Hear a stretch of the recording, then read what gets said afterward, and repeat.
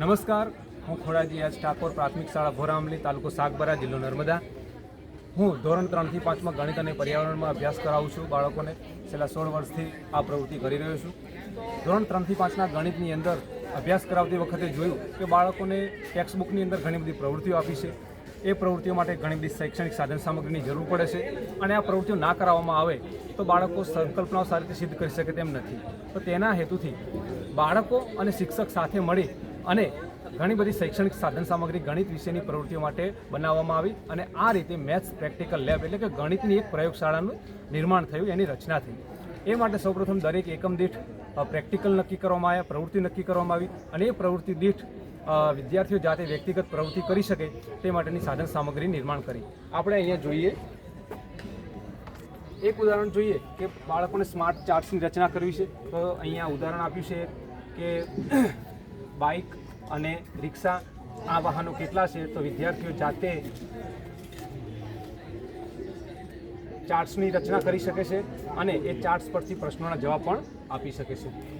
અપૂર્ણાંકની અંદરની એક એક્ટિવિટી છે કે અપૂર્ણાંકની અંદર જ્યારે ગ્રામ, કિલોગ્રામ, પૈસા, રૂપિયાનું વિભાજન કરવાનું 1/4, 1/2 ભાગ, ત્રીજો ભાગ, ચોથો ભાગ, ત્યારે વિદ્યાર્થીઓ સરળતાથી સમજી શકે કે આ બે ચોથો ભાગ છે, 2 ભાગ કરે એટલે અડધો ભાગ થયો.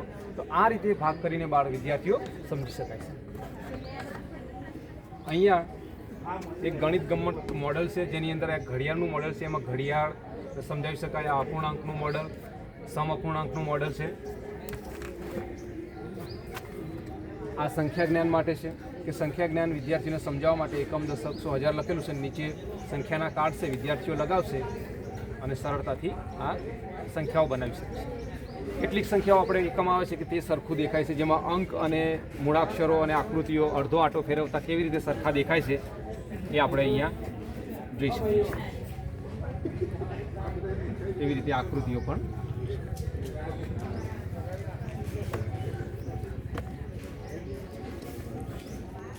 લીટર, મિલીલીટરના કોન્સેપ્ટ માટે અહીંયા આપણી પાસે શૈક્ષણિક સાધન સામગ્રી 1 મિલીથી 1 લીટર સુધી, 1 લીટર બરાબર 1000 મિલી થાય તે પણ આપણે બાળકો સરળતાથી આ સમજી શકે.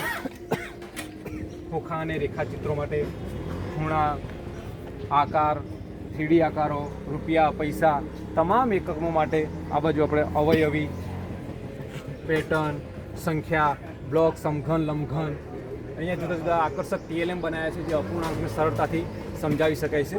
આ તમામ એકમો અને તમામ જે શૈક્ષણિક સાધન સામગ્રી છે એ સાધન સામગ્રી મળે વિદ્યાર્થીઓ વ્યક્તિગત રીતે પ્રેક્ટિકલ કરતા અને એનું ખૂબ સારું પરિણામ અમને પ્રાપ્ત થયું છે.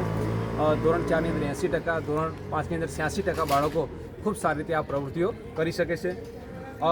આ વિવિધ પ્રવૃત્તિઓના ફોટોગ્રાફ્સ પણ જોઈ શકો છો કે વર્ગખંડની અંદર વિદ્યાર્થીઓ વ્યક્તિગત રીતે આ તમામ પ્રવૃત્તિઓ કરી શકે છે અને તમામ પ્રેક્ટિકલ્સ સારી રીતે કરે છે.